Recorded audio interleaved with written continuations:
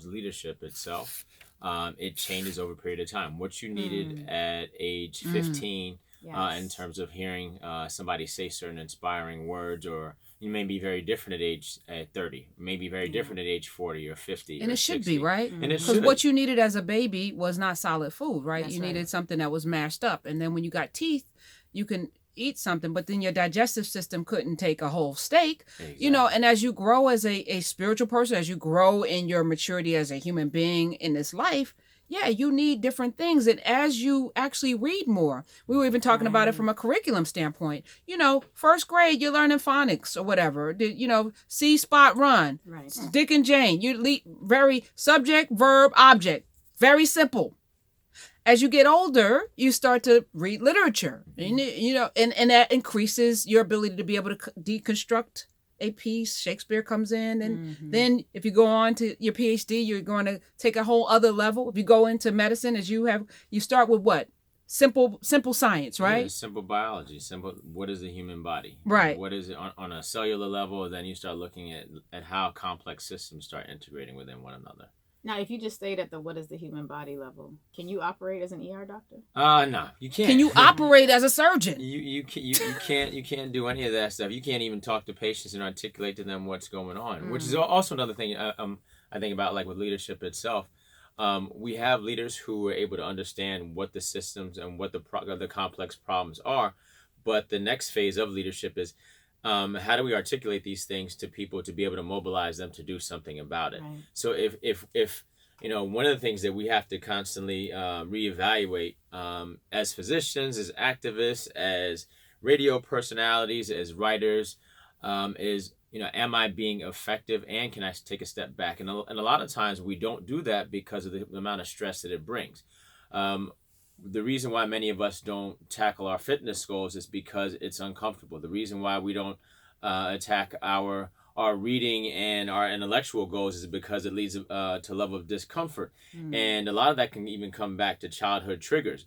Like, how did you feel when you were doing something and you didn't do well at it? Were you reprimanded, or were you encouraged to do something else? And a lot of times we take those triggers to where we are right now, and can and won't move forward, and can even be an impediment to our own intellect, because we are still facing a lot of those triggers and haven't recognized what we can do to change our situation. If you were ridiculed in school because you didn't read well, right, then reading is now a trigger for you, right? And so you're not going to read. Or if you didn't do well in math because you had horrible teachers who didn't understand that as a person that has melanin from Africa, that you might need to learn math differently than the way this teacher's capable. And even the teacher's limitation, because I don't believe there's a child as a lifelong career teacher. There's not a child out there that can't be reached. That's I right. feel this way. If correct. their brain is functioning and they don't have any kind of there is a way to reach that child. And the Regents you pointed this out several times, that kids that fail the Regents, when they put the music to it, they pass. That tells you that that's a failure of the education system, not of the child. Exactly. But if all we do is, run away from the things that make us uncomfortable. And I don't know, maybe both of you can help understand, or help people understand, how do you break through if you have these things that cause you discomfort? If you are afraid to read this book because the words are too big and you've had this thing, or if you're afraid to lose weight because that's a trigger, or you're afraid to move in, how do you break through these spaces where you need to break through, but you're afraid? Right. The first thing, you have to have willing participants. So my mother's a retired teacher. She taught in Bed-Stuy for like 25, 30 years. And, I asked her, I was like, how did you turn students who weren't performing optimally to students who are doing really well, both in class and on standardized exams? And she said, the first thing, you got to have willing participants. People at least have to meet you there. Yeah. The next part is that we have to articulate to the people who are trying to learn these new skills that it is going to be uncomfortable, and it's going to be uncomfortable for a while. And that's okay, because that's a part of the process. We've been coddled so much that we want to have these environments that are completely comfortable in every aspect, and comfort in terms of temperature, in terms of accessibility. And because of that, there are certain elements and aspects of our body and our mind that aren't being developed. And matter of fact, we are regressing. Tell us about that from a physiological standpoint, Dr. Gore, because this is fascinating to me. Well, it's like a muscle. If you look at let's say you got a teenage person. Their recovery is a little bit different. Their sleep requirements may be very different than somebody who's 40 or 50 or 60. What they can eat stuff that may not be the greatest possible food, but it doesn't affect them. They don't get the itis from it. They aren't getting headaches, and so they're like, oh yeah, I can eat this stuff. But they can also work out for certain periods of time and start building muscle. So if you look at a teenage physique, you look at a young adult physique, somebody in their 20s, even early 30s, it can be the muscle mass a lot better. You look at somebody who's in their 50s, somebody's in their 60s. If you look at their old pictures, they may actually be a lot smaller as they're older. Part of it is because things aren't working as properly, and they also aren't doing some of the physical activities that they did when they were a lot younger, and so the muscles start to atrophy. The same thing can be applied to our brain and our intellect. If you're not thinking about anything differently, if you're not being critical in terms of your thinking and pushing boundaries and learning new skill sets, your brain also starts to atrophy in that same capacity. They can see this. You can see atrophy in the brain. Well, atrophy you can definitely see in the brain. Particularly like if you have a patient who's got a stroke and they've got a decreased amount of blood flow to certain parts of their brain, you can see that the tissue has died. Where you look at a 25-year-old brain and you look at somebody who's 90 years old, the brain tissue is a lot different. It's full and vibrant looking for a 27-year-old's CAT scan, but 90-something-year-olds, you're like, oh, there are a lot of spaces in there. Wow. Is there something you can do to fire those? Yeah, honestly, it's just staying active. I say stay active. I'm not just talking about intellectually being active, but physically being active, mentally being active. What are new skill sets that you're pushing yourself to learn every day? So learning a new language will fire off something in your brain, right? Learning a new language, they talk about that. Learning how to code. Learning how to code, learning how to cook, Yes. learning how to be physically active, learning how to. It's really about how do you adapt to the situations that are being presented in front of us. It's not. I'm reading a book right now by Nassim Taleb. It's called Anti-Fragile, and a lot of the podcasts and stuff that I listen to and books that I read are always talking about performance and improvement, and I like to study extreme athletes. What do they do? How do they operate? Like, how does this guy named Ross, I think it's Ross Edgley, this cat swam around the British Isles. Like, what kind of fortitude and what kind of mental toughness, physical toughness, physical nutrition, actual nutrition does it take for you to be able to do such a feat? Swimming around the British Isles, that's crazy. And so if you can kind of start looking and studying, the good thing is right now we have access to so much information. And a lot of us are very comfortable with reading the information, but we're not very comfortable with testing out this information to see if it's effective for us. And there's a period where you've got to test this stuff over and over and over again to see if it works and see if it doesn't work and take the good with the bad. You know what's crazy? Everybody in this room has I'm sure descendants of enslaved people, right? And this book, The Half Has Never Been Told, which I talk about a lot, Edward Baptist talks about the evolution that happened within a generation. Yeah. Forced evolution because of torture. Yeah. That's in our DNA. Yeah. The ability to do things, ambidextrously, both mentally and physically, having to code switch, all of those are kind of superpowers that we've developed, but we aren't using now because we don't have to, right? Because we're not being beaten to do things, right? So it's sort of like it's reversed. The things that made us super strong to get through a host of things, and then as Martin Luther King, dominate W.E.B. Du Bois intellectually as well as physically, because they give us the physical all the time. But the George Washington Carvers of the world, the Charles Drew, we can go through, through the whole list. The Blue Baby Guy, all these people who imagine things that they didn't have the education to imagine simply because they had to. We're not doing that anymore. You said something really key. You said imagining. And so there are two, in terms of evolution, in terms of adaptability, I think they ought to be two key things. One is, what are we imagining? What are the possibilities that we can even think up in our mind? So first, you got to have the thought process. And then the second phase is, what am I willing to do to test out these things? Many of us, because we talked before about triggers and stuff, so we aren't even experimenting. We're not trying new foods because we may have had a bad experience 10 years ago. Now, part of it, if you got sick after eating something, I can understand you being a little bit resistant with trying something new. Or if you had a major physical trauma, you may not want to do certain types of activities. I pushed a friend of mine in the pool when I was a little kid, and 30 years later, he's still, actually almost 40 years later, he's still talking about how he doesn't like the water because I pushed him in the pool. I caused this trauma. John Riley, I apologize, brother.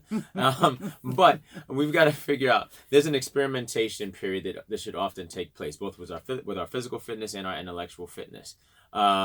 Getting up in the day, getting up and showing up is a part of that process. Getting up and trying this stuff out, even when we're not good, even when we don't look like the people on TV or on social media, and realizing, Lurie was talking about like this hero's journey in terms of, looking at Moana and looking at Simba and the pathway and this practice that's taken place over an extended period of time. So you see the evolution of character, but it's not comfortable. But the people that we always admire, the people that we read about, we study, those are always people who they imagine and they experiment and they tested out these things and stayed with it. They didn't just start and just say, I'm just going to do this once and I'm going to be fine. I'm going to be this expert. They stay that course and keep trying and experimenting, and then reevaluating as a part of that overall process. Yeah, the reevaluation. There's some of us who eat the same things, we do the same things, and we're wondering why our lives are like not exciting. Mm-hmm. We're not trying new things. We're going to eat the same foods. Like you said, we're going to go and hang out with the same people. We're not even trying to make new friends, do new things with new people, visit new places. And, we're in the same job. That's one thing. But, I was talking to a young lady. I had her speak to my class. She's at Dow Jones. She said, if I had to stay in the same job, she's at the same job, but she's able to move around to different departments. Right. And I did that at the Daily News. I was in the sports department. I was in the business department. I was in on the editorial page. I was, and it allowed me to expand my skills and wrote a book or two or three while I was there in this space. So I'm never stale, and I think a lot of us are stale. Yeah. And emotionally unhealthy. So even if our bodies are physically fit, our minds may be sharp, emotionally, a lot of us are carrying around so many wounds that it undermines the status of health that our bodies and our minds may carry with it. So part of that for me is a lack of humility, right? If you are attempting to be a leader, humility for me, again, this is just me, is a really fundamental part of that, especially if I'm working with a population of people that have been so grievously wounded as our people have been.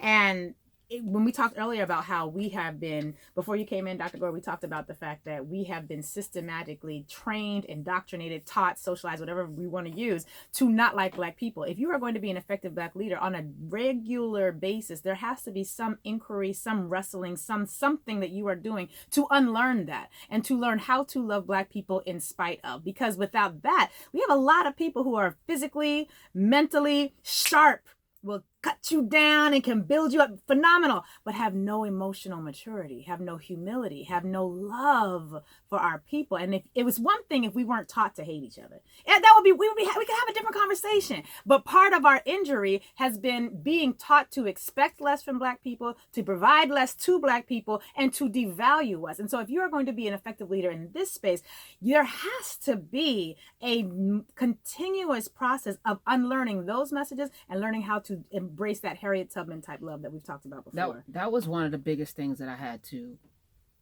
overcome sitting here every day, because I have some very distinct views about us that I was taught.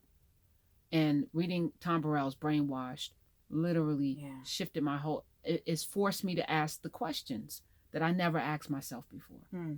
And it's important that we get there. Yeah. Brainwashed was pivotal for me. Maybe for some other people, you'll find it. Maybe you never had that. God bless you. Yep. But you start to see in ways in which it shows up in your life and how you view one another. One thing is like, I have to be real careful about name calling, because that's easy for me. I played a dozens. I'm good at it. No, I'm like really good at it. And it's tough for me, not because it's the first thing. Yeah. I'm knee jerk. Yeah. Nope. Can't name call. Yeah. Can't name. I may slip up every now and then, but it's work. Mm-hmm. Trust me. Mm-hmm. It's work to not say half the things that I want to say because it's not effective or it's not good. It's not positive. It's not loving. So those are the things when you said that, I'm like, I got to challenge myself every day and it's work.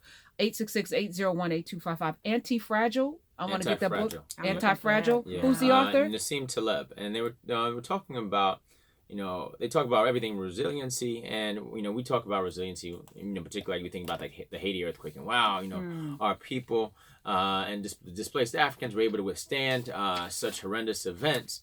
But he kind of takes it up to another notch and talks about like, well, how do you not just exist? Because we've been existing for a long period of time. How do you thrive in despite these things that we're presented with? How do we adapt, and how do we thrive in these different circumstances? And I've been doing this cat named Wim Hof. This is a guy from Holland, and he does all this stuff with cold exposure and rapid breathing, and incorporates everything from like pranayama, yoga breathing, but a big part of it is cold exposure, taking cold showers, being out in the cold. I like snowboarding and stuff, but I stay pretty warm when I'm on the mountain. Like, I never thought in my entire life that I would be willing to take cold showers, to sit in an ice bath as a part of recovery. Now, I rejected it because everything in my DNA says, nah, bro, you don't want to be out in the cold because it's uncomfortable. But have I died from taking a cold shower? No. Do I feel better after taking it? Yeah. Do some of my injuries heal up a lot more effectively because of decreased inflammation by sitting in a cold ice tub after being thrown on the mats in jiu-jitsu? Yes, I do feel better. And so we've got to figure out, are the things that we're doing just uncomfortable? And is that the reason why we're rejecting it? Or do we actually feel good, better after we're doing it? The same thing we can apply for like our diet. When we eat certain things, do we feel good? Are we able to recover? Can we think clearly? Can we function? Can we adapt? Can we do all the things that we've set our minds to? Or do we feel like shit right after we do these things? Can we adapt the next day? Can we get up the next day? Can we function? Can we be loving to our friends and family and co-workers? And just because you may feel bad, because if you work out really hard the next day, if you haven't been working out, you're going to feel some pain. If you don't feel it the first day, you'll feel it the next day. And that sometimes is a deterrent for people because they're sore. So but that's okay. Right. I'm saying that pain is good pain. Right. So we need to even be able to discern between the good pain and the bad pain. Right. If you didn't die, it's probably good for you. All right. We're going to take all of the calls. If you got a medical question, because we have a doctor in the house. If you have a spiritually medical question, we got another kind of doctor in the house, Dr. Afro State of Mind. We got Dr. Gore, 866-801-8255. That's the number. When we come back, we'll take the calls. Yay, guys. Snowboarding, bro. Yeah, no. Wait, she said snowboarding, bro. Yes, black people snowboard. After we fluff my afro, we're going to keep feeling it. That's Headphones is killing my afro. Not really, though, because your hair is pretty solid. It's pretty dense. You got probably, for a light-skinned person, you got some of the thickest, Lord have mercy, she's got the thickest hair. Like, this is the hair you want to have for afro. Like, that's like so afro wig style. Isn't it? And it's... Like, people so pay for that. Like, I remember that scene in Good Hair, that horrible Are we live? Yeah, we live. We're not live. No, we're not live. We're not live. Right. Well, that this is tape, but I'm gonna put it on YouTube. Documentary about black hair, but whatever. We put it to the side. But in that scene where nobody wanted to buy the natural hair, it's like, that is not sexy. Nobody wants this. It's like, we gotta make it sexy. That's why. That is sexy ass hair. Yes, it is. It is, and people love your afro because that's yours. It's like geometrically properly configured. Let's say that takes effort. No, there was I had a woman aerodynamic, like it just like caught, like the wind just kind of came and it blew it